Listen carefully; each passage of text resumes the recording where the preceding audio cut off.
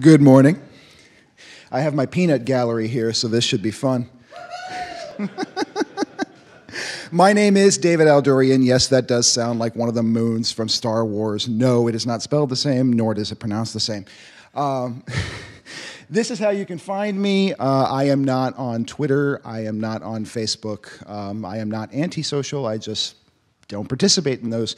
So it may make it a little bit more difficult for you to get in contact with me, but I'm always happy to answer questions, help out, what have you. A little bit about me. That is not my plane, but I wish it were. I have been working on the Watchdog project for about a year. We started from the infancy, designed it from the ground up, and made it possible to send signals from production. And I'm a full-stack engineer. I love automation.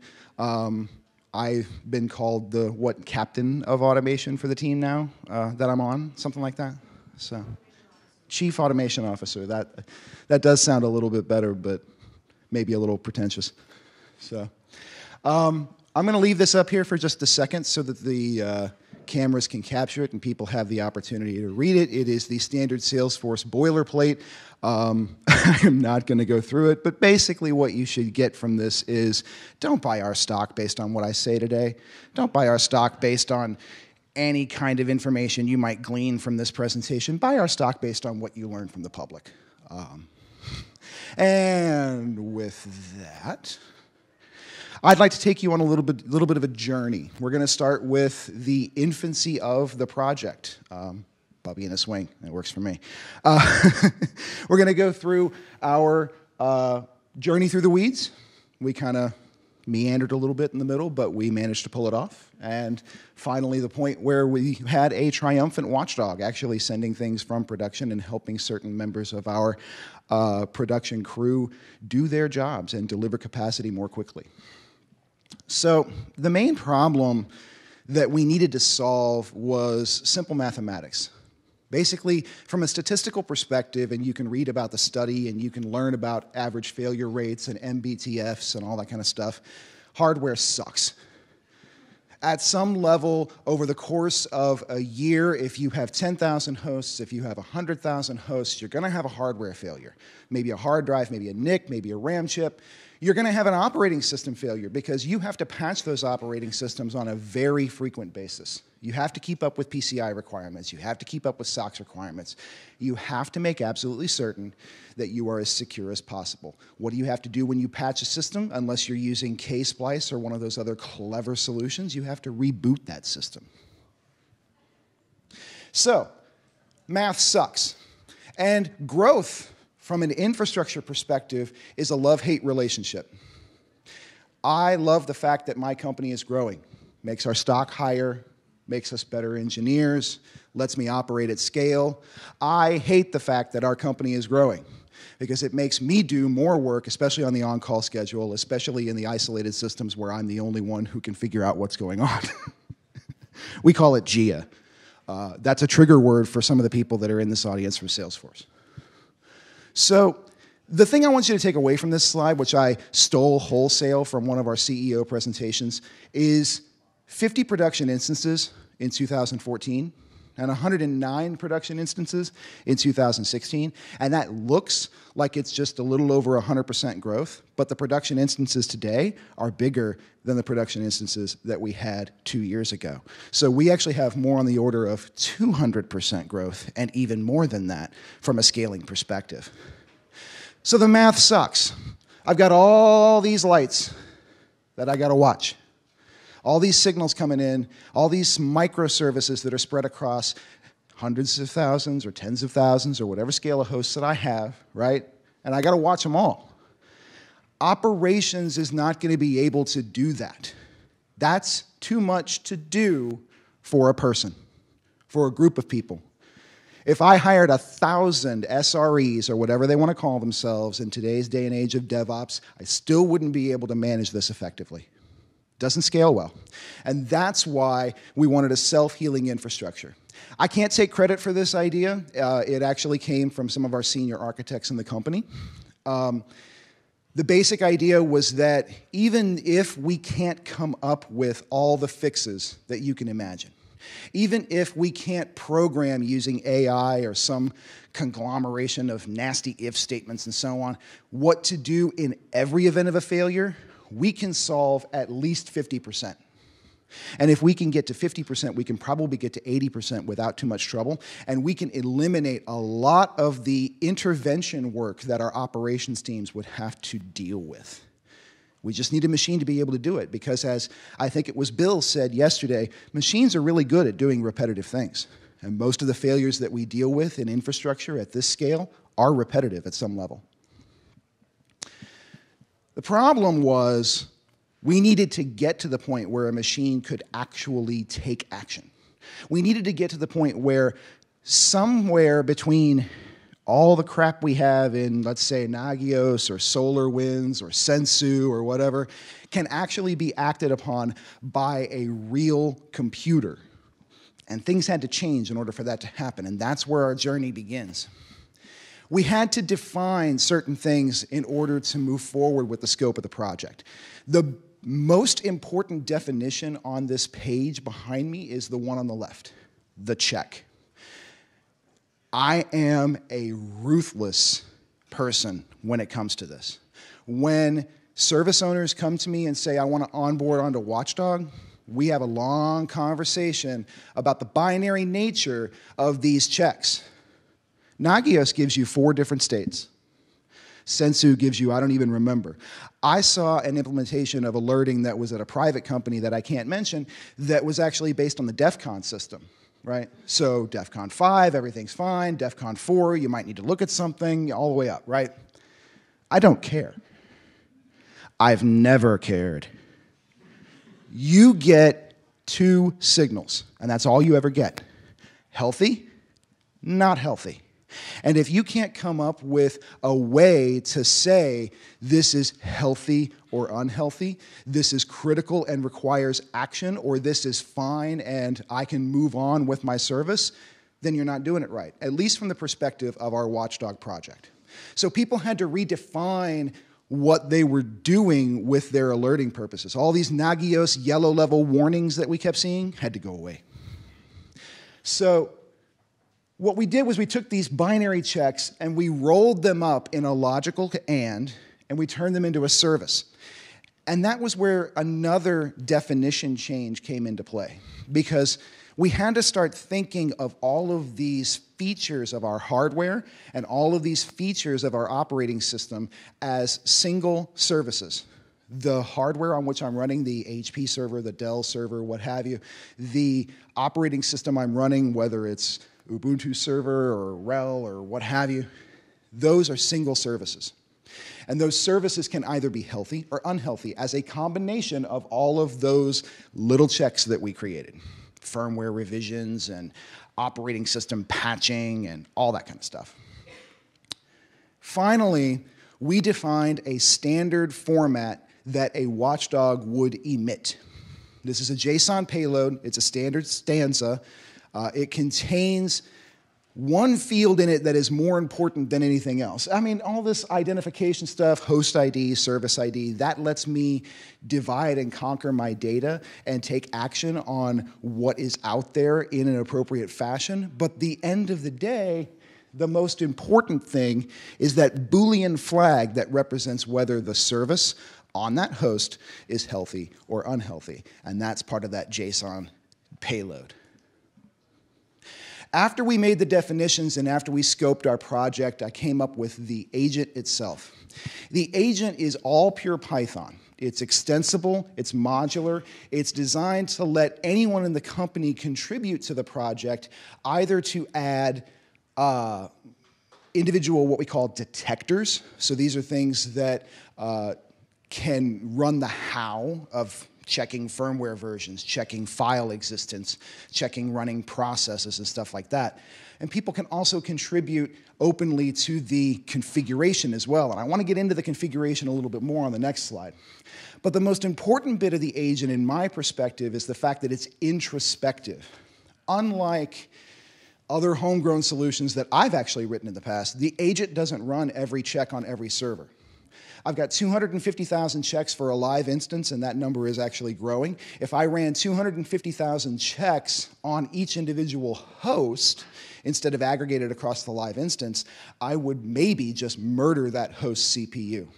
And because the agent is introspective and capable of auto-discovering tests from the JSON file that we use for configuration, it does not have that problem. Instead of running 250,000 checks, it runs 5 on one host. And on another host, it's an entirely different set of checks because that host is maybe a database host instead of an application host, and it runs 8 checks. And then the aggregate sum from the instance from production is that 250,000 and growing. We check everything on an interval. Now, the original interval was 1 minute. We decided that that was too many signals. If you ever have the opportunity to implement something like this in your company, I think every minute is too many signals.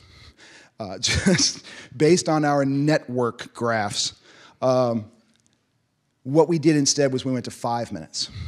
So every 5 minutes, this agent runs all these checks. Now, that's the default.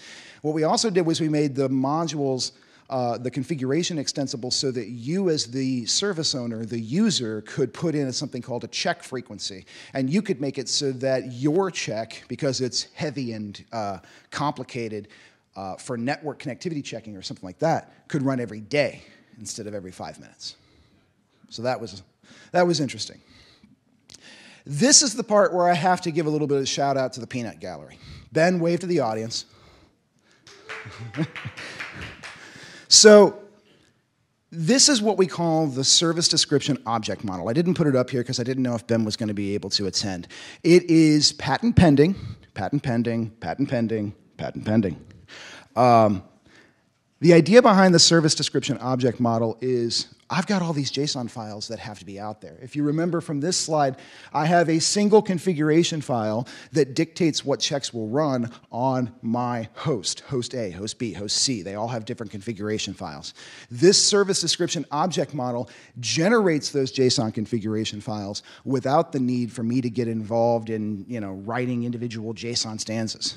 Instead, we took simple YAML files that are spread across our entire GitHub instance in our own private network, owned by our service owners, maintained by them, and it's just like 10 lines in a YAML file can describe a service.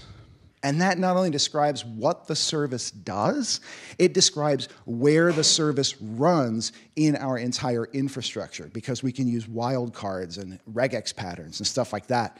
So based on a combination of these YAML files and CMDB information, we can generate thousands and thousands of JSON configuration files from what I think right now is 26 YAML files picked up from multiple GitHub repositories. Works great.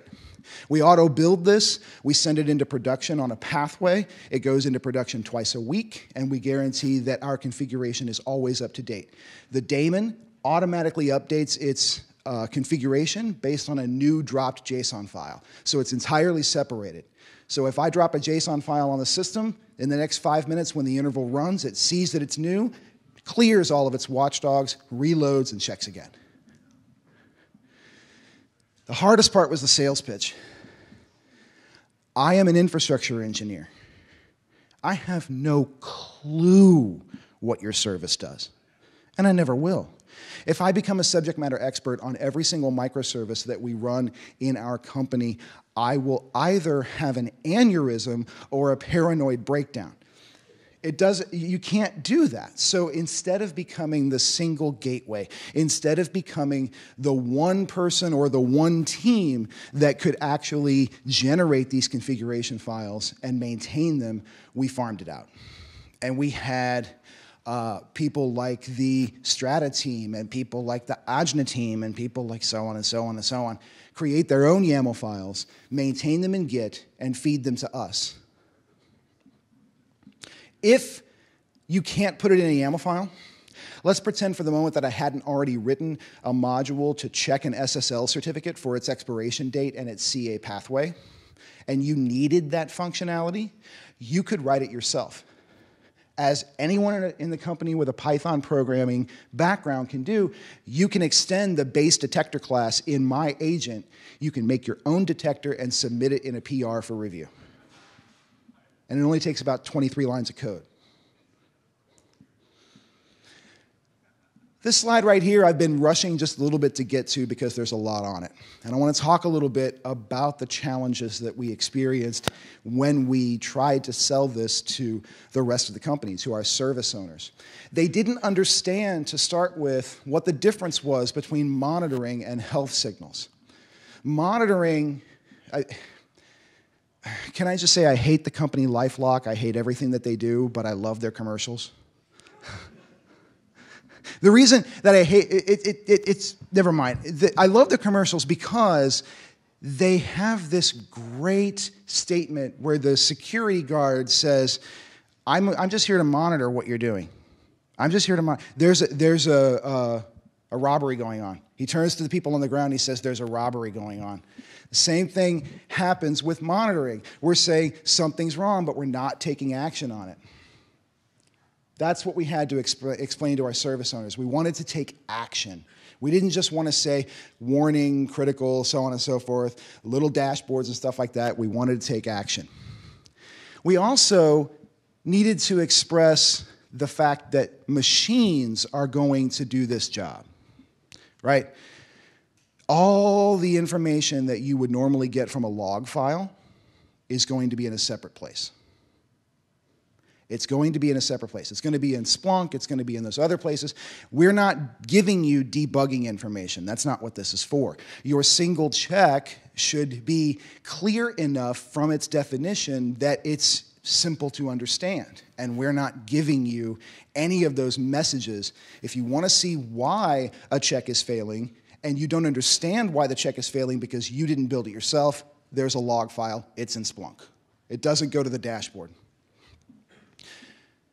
The other thing that we had to make sure happened was prerequisites. It's very important to understand that in order for this to be distributed across our entire environment, we needed an orchestration engine.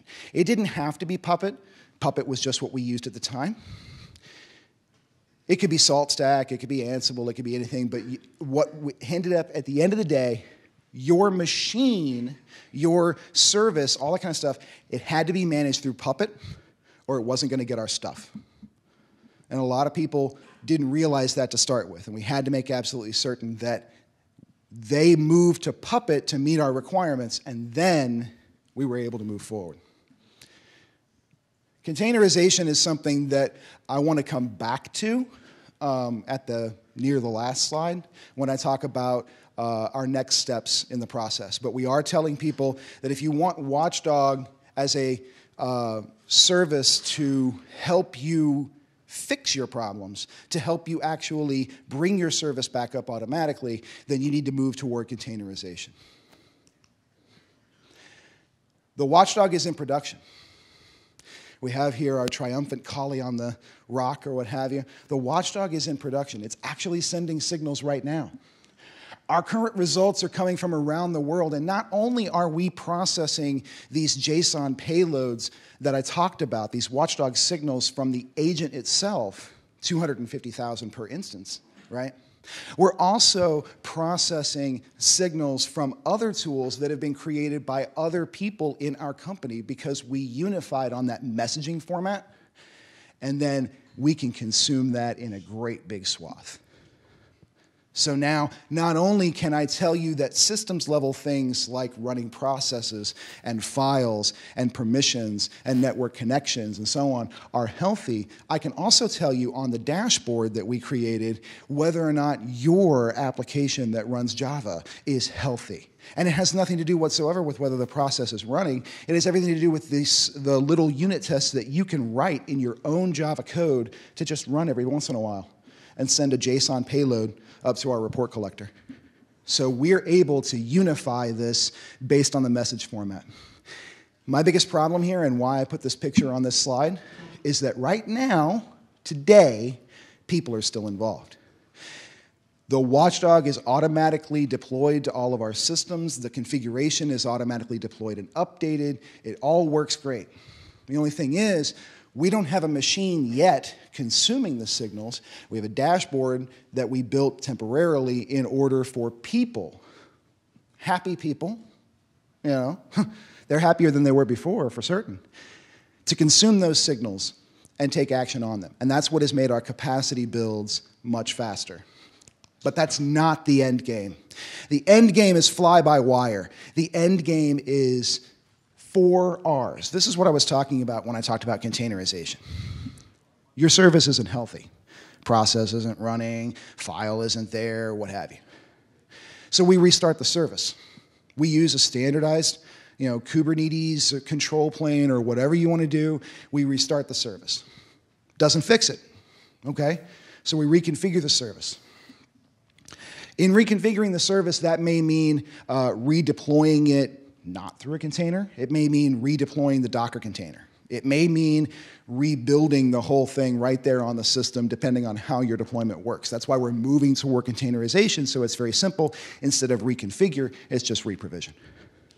That doesn't work. Maybe we should try turning it off and turning it back on again. So we reboot the system. And if that doesn't work, we throw a ticket to SRE and we say, you know what, this system isn't working. Rip that puppy out of the rack. Let's put something new in there. Let's get it working again so that we have the capacity. And the reason why this is so important to us is because our systems are resilient, but not infinitely resilient. When a host goes down, our capacity is diminished, and therefore we need to ensure that it comes back up before something else happens. When your backup is dead, fix your backup before your live site goes to crap, right? So we want to be able to take these actions proactively before there's any kind of noticeable problem to our customers, to our service owners, and so on. So we're talking about sending direct alerts to dashboards specifically for that exit case from the 4 Rs, right? Instead of sending it to a custom dashboard, we go through the 4R system first, and then we fire to a custom dashboard that was built by our SRE team, not by us, and it alerts them to the fact that they need to replace a box. And eventually, and this is a big deal in our company right now, health-mediated deployment will be a thing. The watchdog is going to sit there and say, is this system healthy or not? And then health-mediated deployment is going to come in and check that watchdog and say, are you healthy or are you not healthy? If you're not healthy, I'm not going to take any action because I don't want to further complicate a system that is unhealthy. If you're healthy, I'm going to deploy the new version of the application that has been requested by the change case. And then, 5 minutes later, I'm going to ask you, are you healthy?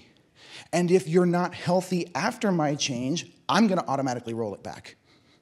Health-mediated deployment is still in process, but the watchdog is the first microservice that's going to make it possible for us to do that and do more control plane work across our entire infrastructure. So that's our next steps. And that's all I really had to say. So I have a couple minutes left, and then I guess 5 minutes for questions. Okay. I appreciate your inclusiveness trying to support JSON and YAML. That's very nice. Thank you. You're welcome. He said, I appreciate you supporting JSON and YAML. It does seem redundant. I promise you that it's not. You're only going to have to work with YAML. Okay. Questions, comments? Right there. I saw that coming. I want to. Let me put it that way. Well, that part, yes. But that's, yeah. The refocus dashboard is open source. The question was, are you planning on open sourcing this? The answer is I want to. But as of right now, certain aspects of Watchdog contain Salesforce-specific information, proprietary information. Releasing it into the wild would be considered a legal faux pas. And the legal team knows this. So in order to open source it, I would have to remove all of that, and I would have to get the legal team to review it. That second part's the hard part. So I don't see it happening anytime in the very near future. But sure, one day. when I'm all grown up. In the back. Do you have problems with poor quality checks and all the small negatives? The question was, do we have problems with poor quality checks, and how do we deal with that? And the answer is yes. We do have problems with poor quality checks because, like everything else that goes into a computer, it is originally designed by humans. So when a human being makes a YAML file and says, my service contains this process, and they create a process command line pattern that doesn't exist because they grafted it wrong, then we start sending bad data to the dashboards. And we start complaining about the fact that something doesn't exist and it's not supposed to.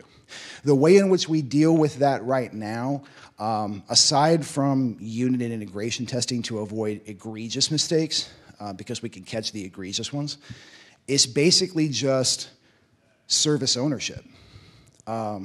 If you tell me that your service contains this process, and I check that process for you and it doesn't exist, who am I going to page?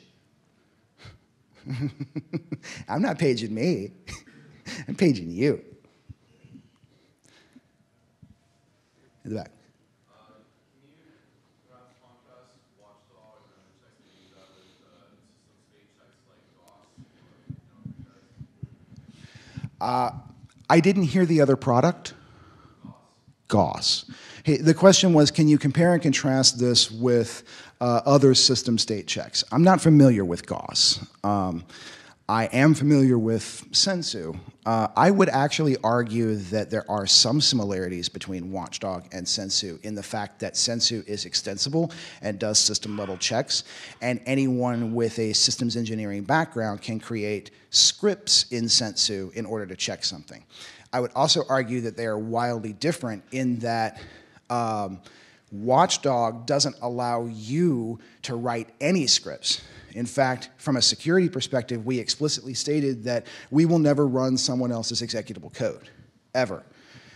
Watchdog will only run whatever code has been PR reviewed and submitted as part of the main source. I've been asked to add side loading, and I have security support to say, no, go redesign your work and make it a real Watchdog detector. That hasn't been exactly popular because people want to run their own code because they've already written it and they don't want to do the work to convert it. But I have vice presidential support, so they're going to do it.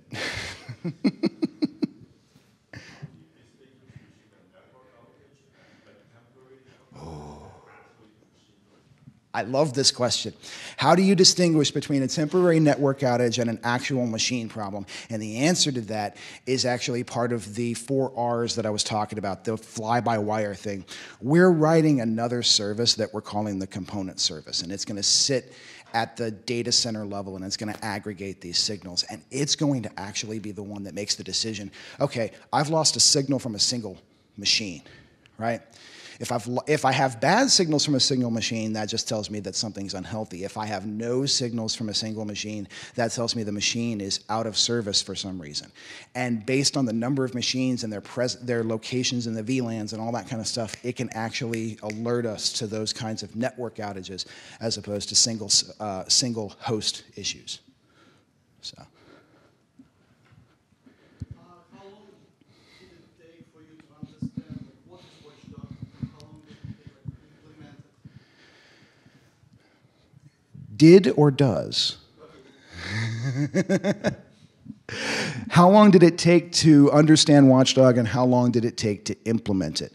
From an engineering perspective, from a back-end perspective that I'm providing this service to you as a customer, about 9 months, beginning to end, to actually understand it, create it, and get it ready for production purposes. Actually getting service owners to understand what they are onboarding into and onboarding them slowly as we move through puppetization, containerization, and all the other requirements. It's a little bit slower than I'd like. I have a second. Sorry. Would it be able to come out with Watchdog in the day zero, or do you need some maturity of the system? Could you rephrase the question? Because I'm not sure I understood it. Let's say you have your first deployment of the production server. Uh-huh. Would it be able to say, hey, I want a Watchdog, and Watchdog should Ah, okay. Would you be able to create a day zero watchdog? It's there immediately when the server is provisioned. The actual answer to that question is that's what we did. I didn't hit on that, but it's in one of my slides. It's there from cradle to grave. The moment the server actually has its very first Puppet run, which is immediately after provisioning, Watchdog gets installed. And the configuration file is customized for that particular server based on its role in the company because we have cattle and not pets, right?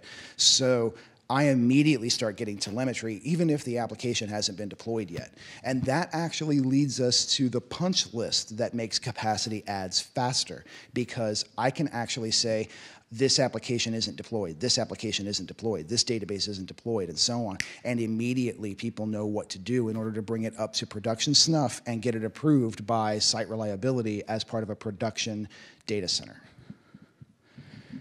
Back in the back. So in regards to your edge detecting or deciding whether or not it's a hardware problem or just a network glitch, are you going to be using a consensus with that? And if so, would you be using something like graph protocol?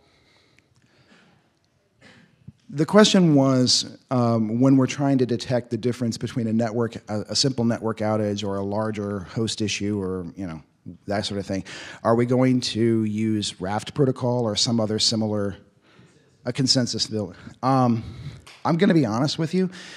They put me in the weeds and made me make this. The senior architects that I mentioned earlier that came up with the idea of actually self-healing infrastructure, they're working on that separately as a different project, the component service.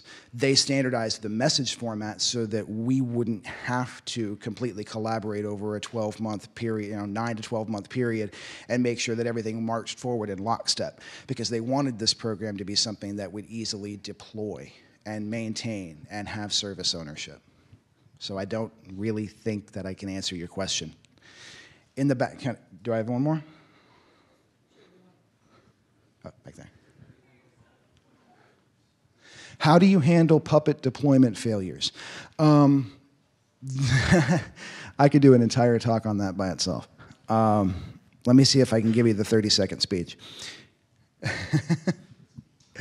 Puppet deployment, so Watchdog itself actually has permission to go and look at the last run summary.yaml file on every host and confirm whether errors exist or not. So as long as Puppet runs the first time, Watchdog will check that. Now, if Puppet doesn't run the first time, we have something called a RIAC database that we're able to query and determine immediately if Puppet didn't run on a host. So, but what normally happens is if Puppet didn't run on a host, it's clear. It's ridiculously clear because we have a record of all the build stuff that we did in order to get it to the point where Puppet should run for the very first time. And if it doesn't show up on certain things, then Puppet didn't run. So the answer to how we solve Puppet didn't run, detection is one thing. How we solve is not my favorite. I'll just leave it at that.